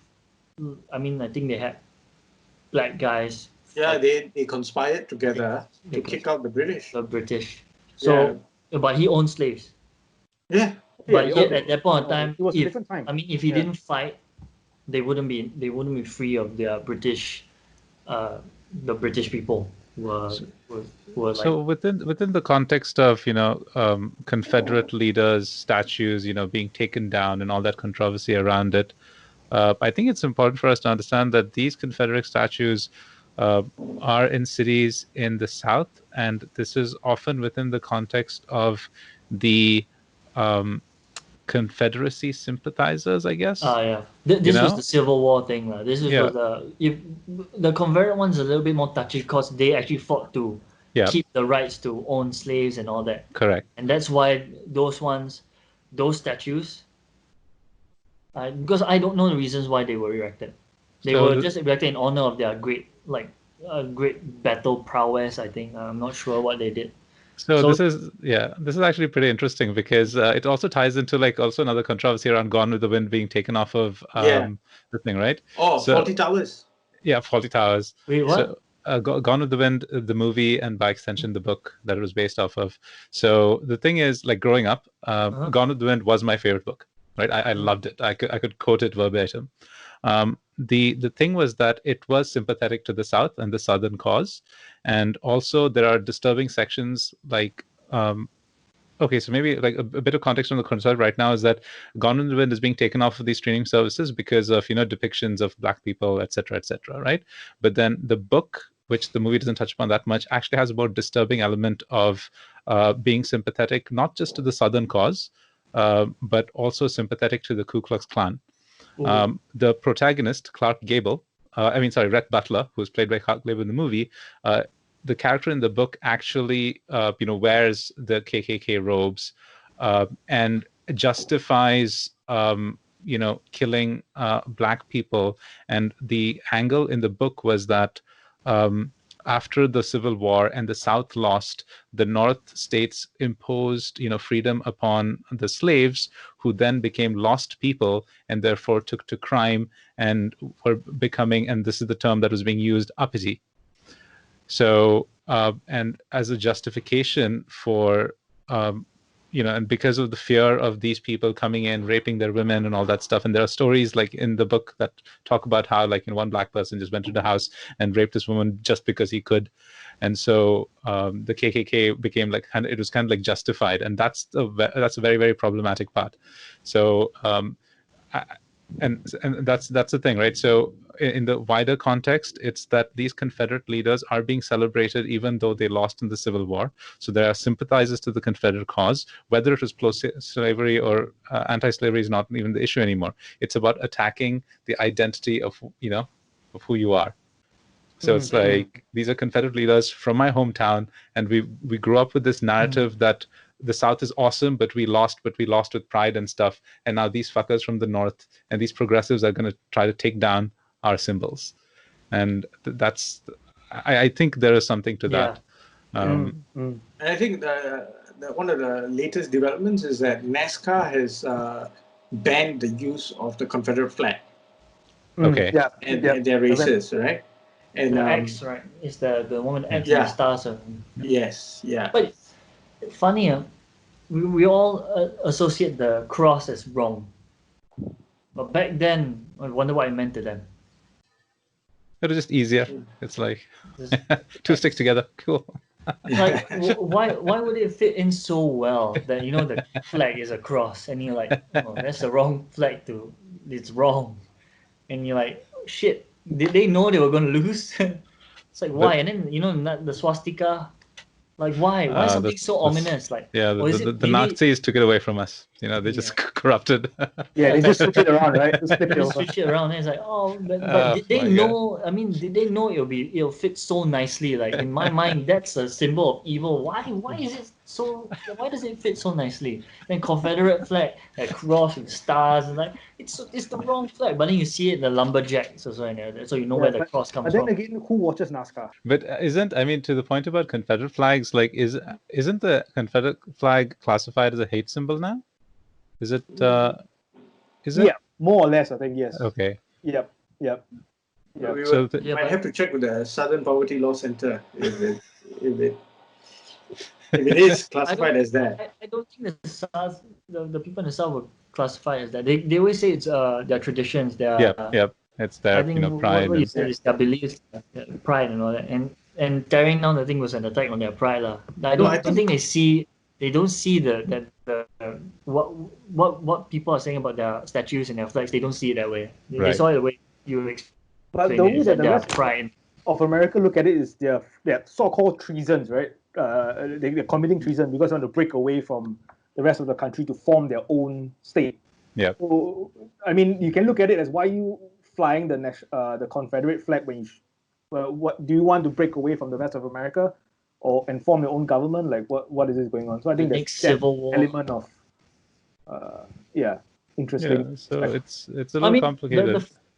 The fact that they broke up and they still are separate, because when they won the Civil War, they didn't actually unite under a single flag per se. They still had their Republicans and the Democrats and then the Liberals and all that. So they still have their separate factions. They never actually united. It's very funny that they call themselves the United States of America when they're not actually united in any sense. Not say in any sense, like in any real sense. When you're united, you'll be under like one flag, and you try to have a government that goes in a certain same direction. But they've always been very separate in their government. Yeah, but they have but it's like two levels, right? So this is the state level. The state government generally manages like 99% of everything that goes on within the state.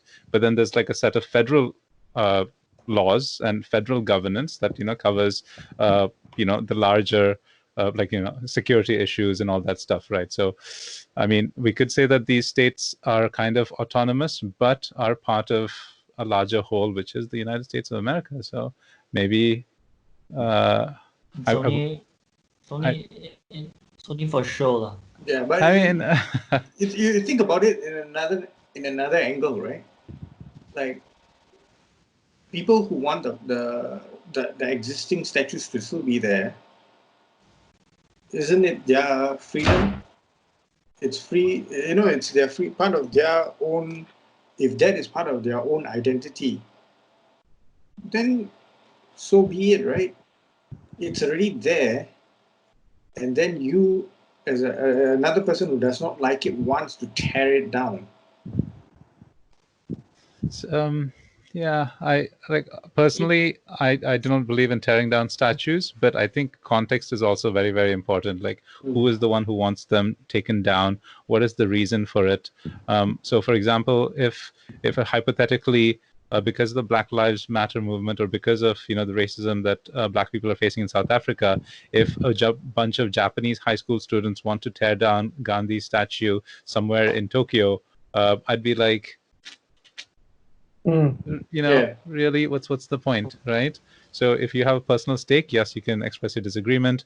If the statue is there for a reason that is relevant to the place, or if it is being celebrated for what that person has done in that area and whatever good he's done, then it should stay, essentially. So, but of course, there has to be historical dialogue, and I think now it's just become a case of the fanboys of the statue defending the statue at all costs, and then the detractors saying that fuck you, you're not one of us, so we're going to tear it down. So it's just identity politics at play at this point. Yeah. Shit! I did not notice this, but fuck, all of us are wearing black. Oh yeah. Oh shit! Damn. Am I frozen? No, you're not. Yeah. Black t-shirts matter. Yeah. No, but are we all wearing black? Yeah. Oh shit!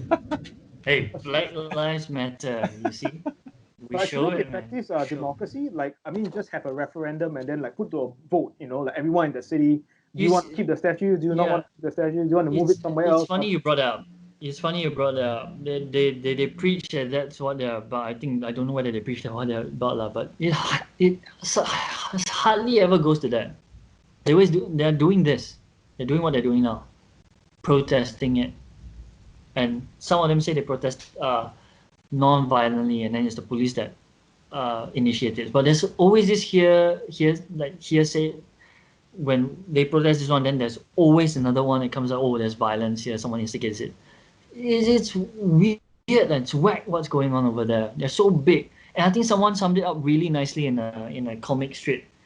I think it was 9-gag or what. If America saw what America's doing now, America would invade America for doing what Americans are doing. They'll see what's happening now. And if America saw that, they would invade the country that was doing exactly what they're doing now. Yeah, the protests are pretty wild. But then again, I would defend the God-given right to protest. I think it should be a fundamental right. But then obviously when things go out of hand, then there's nothing we can do. No, it's funny that they have to resort. They're always resorting to it. There's something fundamentally wrong with their government. I think it's probably, I don't know. My opinion is probably corrupt and broken already. They have to fix the government really needs some fixing. They've put some dangerous or poisonous people in seats of power, and you can already see what it's doing to the country. Like when the people think that they have to resort to violence just to get their point through, something's wrong with the upper running here. Like, no, but you see, that's just them justifying the violence, right? No, I disagree. Right? I disagree with what they're doing, looting and all that. I completely disagree, and I do not even condone those the Black Lives people or whoever is trying to justify it based on some emotional saying that we should loot because it's property, not lives. It's like I think we all can agree that like looting and resorting to violence is wrong. But the right to peaceful protest is it's enshrined in the American Constitution. And there are people protesting peacefully on the streets. No, but you see the term peaceful protest, right? It's just protesting. There should So they're not looting, they're not destroying property. Yeah, you are just protesting for a cause, right? You're protesting against something else. Yeah. By right, there shouldn't be that. Be like maybe marching on the street with signs, chanting, saying this, asking like certain authorities to reply to what questions they have or have some dialogue, something like that, right? That's a protest. That's a protest, riot, right? Yeah. If it devolves and gets into violence and looting and all this kind of thing, that's a riot. So the term peaceful protesters, like I know that's something they coined now to emphasize that it's peaceful. Probably just to separate them from the hammer their point down, right? Yeah, probably to separate themselves from people who are looting and destruction of property. I guess so. Yeah, from criminals basically. Rindo was about to say something. Yeah, no, I mean, I don't know if this is like relevant to the topic because so last week I was part of a very interesting call, and it was just like a tangential Facebook group. So it's essentially about American diaspora, and for various reasons I joined that call, and so they were talking about. So I was like the only non-American person there, and so they were curious to know what my perspective was with all the protests that are happening in the U.S. And so I kind of said that I understand that there's a lot of anger, there's a lot of frustration, and there's a lot of like systemic injustice that has caused people to go out in the streets and protest. But then I did say that I don't understand why the looting is happening and why is that considered a legitimate form of protesting. And then they fucking rained on me, man. Like, but the gist was, I mean, it wasn't just, but the gist of what they were saying was that the peaceful protests have been happening for decades, apparently. So, these things have been consistently talked about. People have done like processions, people have done like, meetings in parks and all that for the longest times in universities and parks and all that. And there has been no discernible change for at least 2 decades.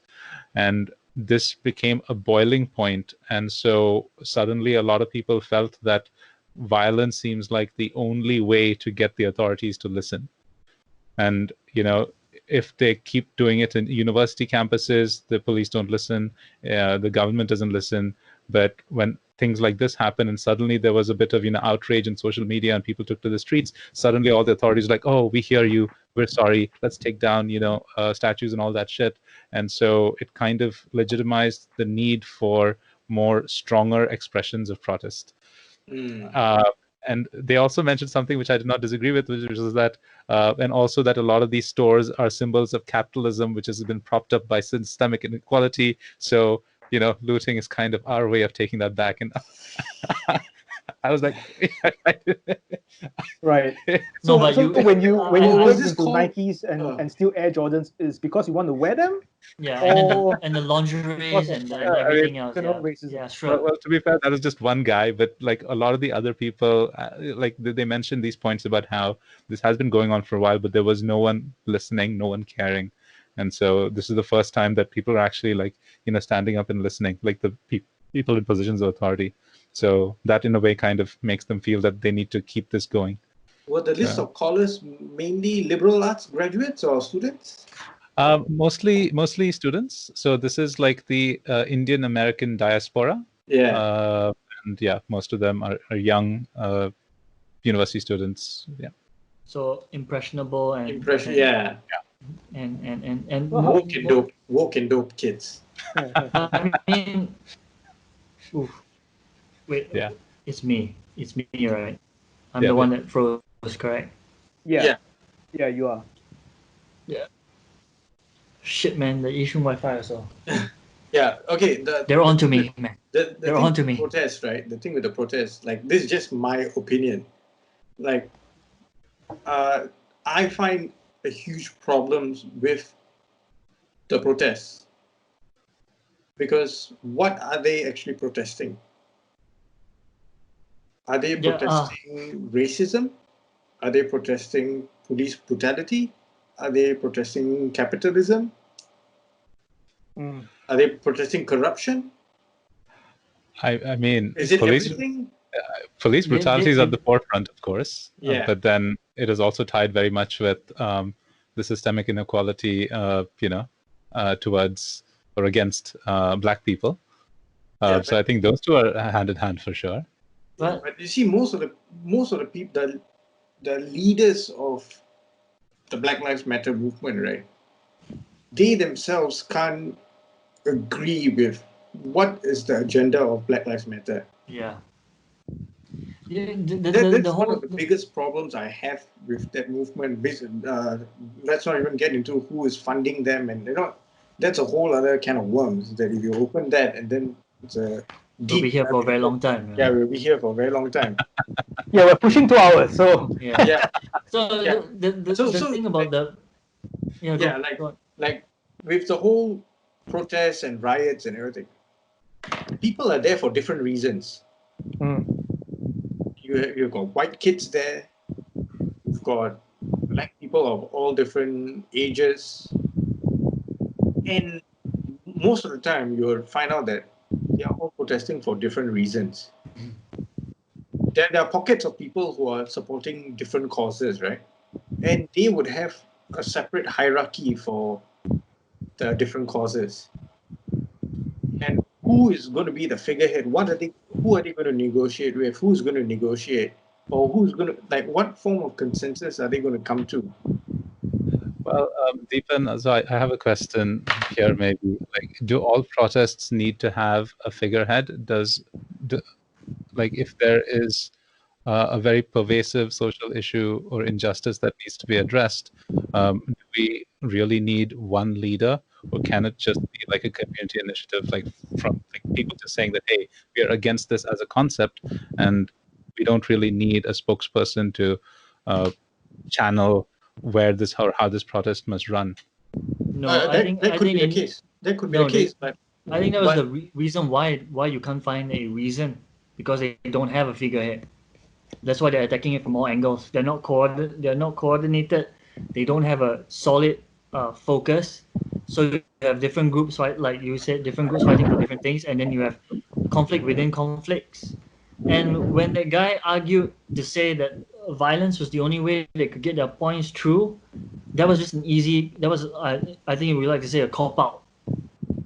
I think you would say that, they're not listening us, so violence seems to get through to them. Again, I think that's wrong, because that means there's something fundamentally wrong with your government, that's the only way you can get through to them. But I would also think that if it was, I think when he said that the protest was going on, it was small groups of protests, 100, 2,000 people. But if you get a massive one like what happened in Hong Kong, when you get millions of people to stand up in protest, not looting, protest, I think people will listen. Well, it's interesting that you mentioned the Hong Kong protests, because in the recent months when this was happening, businesses run by mainland Chinese were being targeted. Essentially, there were a lot of people, and this is the nature of an uncoordinated protest, right? So with the lack of a figurehead, it's going to go along in all directions. And I remember that business owners had to make a choice, because protesters would come into the shop and say, "Are you for or against?" And then depending on what the answer was, the shop would either be down. Yeah.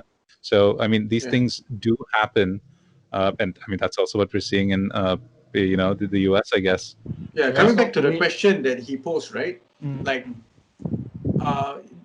I would say there could be, that such a protest could happen, but then you highlighted something, saying that if there's a cause that we can all get behind, then yes.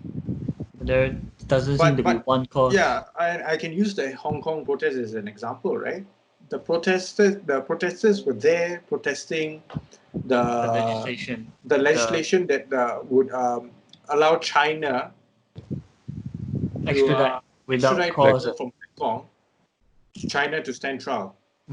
Right? So when the protests started to become serious, huge number of people marching, the Hong Kong legislature said that the bill won't go through. They're candid. But then the protests didn't stop. It morphed into something else. They started demanding for more things. started demanding other things, right? And then when there were reporters who were asking, like, so what are some of the things that you are protesting for? And then there was just a huge list. So, the thing is that people are doing it for their own reasons. They have their own cause that they are fighting for. And yes, it looks like it's one monolith, but it's not. That's fair. That's fair. But it's hard to talk. One person or like a small group of people can't speak for everyone.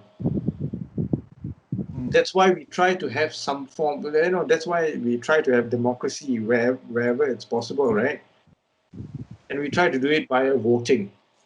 We try to. Doesn't seem to work. Democracy's not working out as well now. No, it can't work fully as well, right? So it's a flawed system, but the best we got, I guess. Yeah, it's the best that we have so far. And we're actually quite tired of trying to make up reasons for why BLM should matter. Black lives matter. All lives matter. You say that and you're suddenly labeled as a racist. As in, you should get with the times. Now Black lives matter. Oh, now. And that's the only life that matters. And like, okay. Yeah. If the problem is, right, then you should have everyone on board, right? Yeah. So the thing is that they didn't come up with all lives. They didn't come onto the street saying all lives matter. You can't treat us like that. We matter as well. It's like they came out straight. Black lives matter. Right now, black's more important. You've been doing this to us for too long. Black. I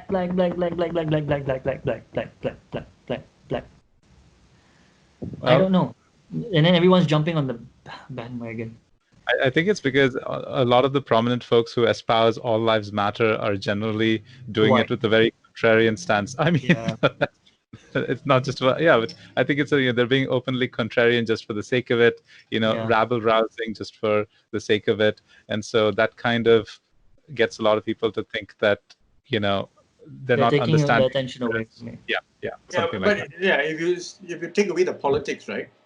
Like, because most of if you see someone who says all life matters, and then if you see that if that guy is a Trump supporter, you're like, oh, this guy is on the right. So, this guy is doing it just for that purpose. He's just trying this guy's Republican. This guy hates blacks. So, they are very quick to judge. But if you want to solve something in society, wouldn't you want as many people on your side, as many people as possible on your side? And if they do agree with you, this is a funny thing. People agree that the police are out of order. Yeah. That they've gone too far. They've been doing it for a long time.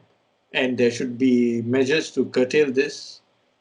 Then you have people saying that, George Floyd, if he did, whatever happened to him should not have happened. Right? So you see people do agree with these two things. But then what do we want to do with after that? We want to defund police. We want to disband them. We want to abolish the police in Minneapolis. Like, this is where you lose people, right? Yeah, this is where you... wait, no, wait. Hold on. Hold up. You want to take away the one thing that keeps one line that takes that. Not all white. I don't think all the police officers in even black people would say, wait, hold up. Yes, hold up. Hold up. No police. So if I'm in trouble, who am I going to call? Ghostbusters. Yeah. That's what they'll get, right? If they take away the police, and I think we already just established Gone with the Wind, the Ku Klux Klan actually act like the police back then. In actuality, if they take away the police and they're in trouble, who are they going to call? They're going to call the Ghostbusters, except they're going to come dressed as ghosts. Yeah. There are stats on that, right? So, like, when riots happen, when protests happen in like Ferguson and Charlottesville and all, right after those protests and like riots or like chaos, the police actually pulled back. They actually did not want to get that involved because the cops got a bad name for shooting black men and all this kind of shit. So they actually scaled back and put out lesser patrol cars and everything, and crime actually rose during those times. This time around, I think they learned from that. That's why they went full in. Yeah, and let's not forget that Antifa has taken over 7 blocks in Seattle. Yes. Oh yeah, I heard about that. I was like, what the hell? That's kind of. They label it as a no police zone or something. They are the most I don't know whether to call them ironic or moronic people. Yeah. They protest anti-fascism by doing fascist thing. Yeah. Yeah. So you have we have the very legit topic of talking about like police brutality against like minorities in America, and that's fair, and I think that should be something that should be addressed. And then after this whole like circus, then many different people start hijacking it and using it to support their whatever cause. I don't know, it becomes very confusing and very and we're entering into very dangerous times as well. Like, you know, if someone who just screams the loudest get what they want, then I mean, what are we turning into, right? Yeah. What are they turning into? Let's hope that doesn't happen here. You guys know about John Barnes, right? John Barnes, the Liverpool football player, the Liverpool legend. So he was abused as a football player, right? When he was playing for Liverpool, you know, they were throwing bananas onto the field when he was taking corner kicks and everything. So whenever there's like some like racial incident or anything, like Sky News and all of them, like they get in touch with him. BBC gets in touch with him to interview him, and his interviews are quite interesting because he's like, okay, so whenever someone at a football game does monkey chants at a black player, okay, everyone, oh, this is horrible. This is, you know, racism should not be in football. It should not be in society, you know. All right. So what do? They ban the guy or whoever it is, right? Okay, lifelong ban. You can't come. What does that do to that person's racism? And then you hear the newscaster reporter is like, oh, then he's like, yeah, nothing. So it says that you can be racist, but just don't be a racist for 90 minutes at the game. You can go back home and you can say that, that, you know, that black player, you know, this is why we should not have black players on our team. It does not, none of the measures that, you know, society or governments are trying to impose actually attack the root cause of racism. And like he goes into Panadol, it, yeah, like Panadol, you know, just tells your body, takes away the symptoms. Yeah. So he's like, you know, you go into the deep questions: what is race? Why did race come about? Why or what have people been using race for? And you know, you go through that and you educate people. You talk about things, and maybe you can get rid of it. Yeah. So I as a counterpoint, Deepan, like maybe, you know, throwing him out of this stadium isn't necessarily about, you know, canceling racism or, you know, solving racism at a systemic level, but it could be that, you know, it's also establishing to everyone in the stadium that there are certain behaviors that aren't necessarily appropriate, considering the context. It's a stadium, and, you know, if you're not playing nice, get the fuck out. Right. So, of course, it's not that, you know, we need to solve his racism by throwing him out. It's just about, hey, man, you're racist. Not exactly the right time to express that kind of shit over here. Everybody's having a good time. You're just, you know, ruining the party. Get out. And he gets it. John Barnes gets it. And that's what he's attacking. He's saying that you know, all these organizations like English Premier League, like the league has put in, the FA, the Football Association, they have put in these measures, right? And, you know, they have been pumping money into like kick racism out of football, like all these different campaigns. Yeah, say no to racism and all. So money is being pumped into all of these campaigns to do something. Like initiatives are being always being thought about, and you know, they are being conceived to do something about racism. But his point is that nothing has changed from the time that he was receiving bananas on the, you know, banana peels and bananas being thrown at him on the pitch to now. You know, I think a year or two ago, the English team went to an Eastern European country to play an international game, and they were abused. Yeah. Whenever a black English player touched the ball, you started hearing monkey chants and people howling and doing all sorts of things. Wow. And the team actually walked off. And then they went back on to finish the game. Yeah. So I think he's asking the question like, what is the deeper issue, right? Yeah. It's like, are we like what tackling Sean said, are you just treating the symptom but not the root cause? So, whatever grandstanding we are going to do, like kicking the guy out, banning the guy, okay, so that is all right, yeah. Some people might think exactly the way you thought that. It's more like a sign to the other people. Is not welcome here. Yeah, okay. It's more of a like a making an example of you for the rest of them to say like, this is what we do for racism. You're racist, you're out. You don't get to watch football for 90 minutes. You don't get to watch it live. But you can go home and watch it. Yeah, after the game, they can go to the pub and then be racist there. Revert back to their own self. Unless the pub is the same thing, you go down there, you say something racist, and they kick you out there also, so you can't go to the pub. Then you have to go home. Then your wife doesn't like it, so she divorces you. So you can't do it there. So you have to do it this way. You just have to make the life miserable for that one racist. And then the rest of us will learn. It rolls back into like, would it be better if society handles it by its own way, like how Sean is saying, like, people just don't tolerate it anymore. It has to be that way, then that one person will learn. Because if you kick him out of that one and he goes to the pub and people are just cheering him, like John Bunn said, it's not going to do anything. He's going to, okay, I'm not going to watch it. I'll just watch it from home and curse him from the thing, or watch it from a special little booth where all the racists go and they throw banana skins at the TV. People get their kicks. People get their kicks somewhere. They can. Oh, but the banana thing, right? It happened in like the 80s, early 90s, and then people thought that it will go away, but no, shit. It happened in the late 90s. I bet there's a pub there called the Monkey Bar. Definitely a pub there called the Monkey Bar. That could be another one of our. That could be another one of our ideas. But his train of thought is quite interesting because you have one side where people are talking about inclusion and multiculturalism, globalized world, like globalization and everything, and then you still have people saying that your heritage, your culture is important. Right? Then there's like ethnocentric things where people are like, we have to stick together if we want this to survive.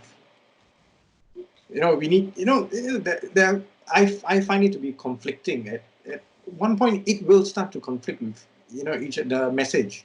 I think the one key point everyone wants to get out there is that the moment you see race, there's going to be racism.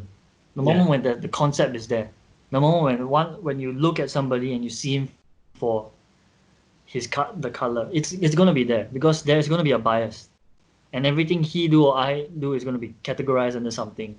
We're never going to see each other as human. I mean, we honestly want to say that we see each other as human beings, but we categorize each other on a daily basis, no matter where you go. What are you? I'm Indian. What are you? I'm Malay. What are you? We'll always see that.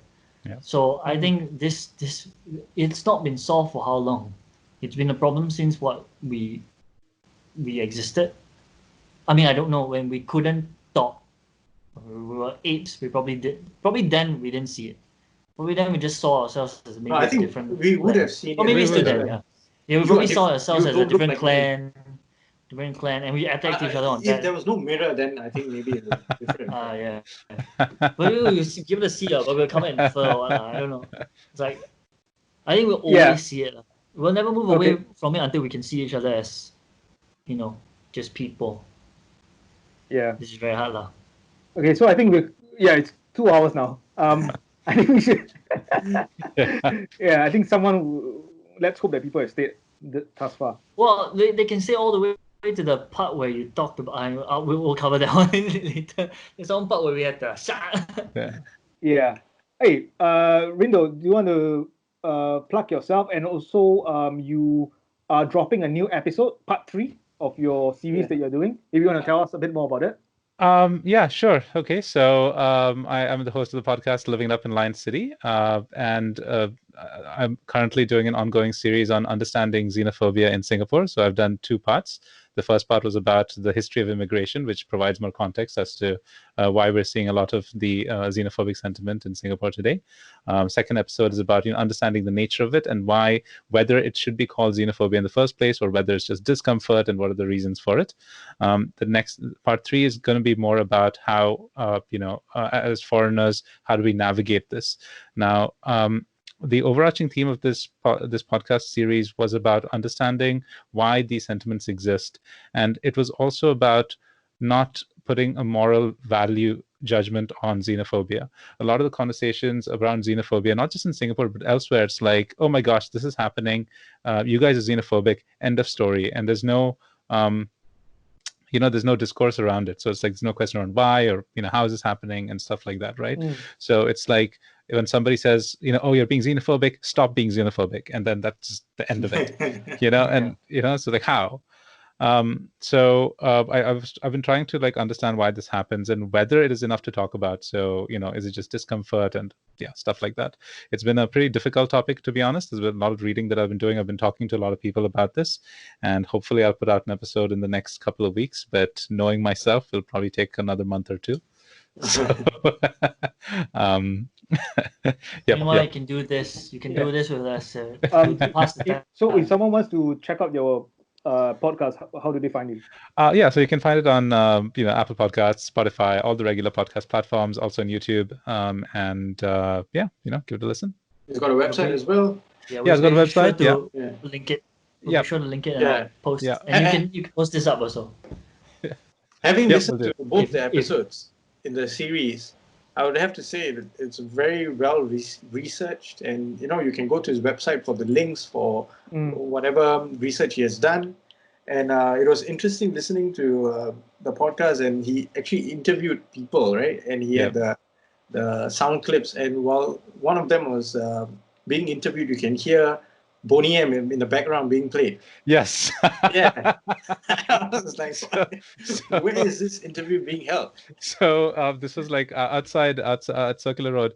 So the thing was that I was talking to a lot of my friends, and I actually have like a ton of hours of recording, of the different people that I talked to with regards to this. And those 4 people that you listened to were probably like the only folks who consented to having their voices out there.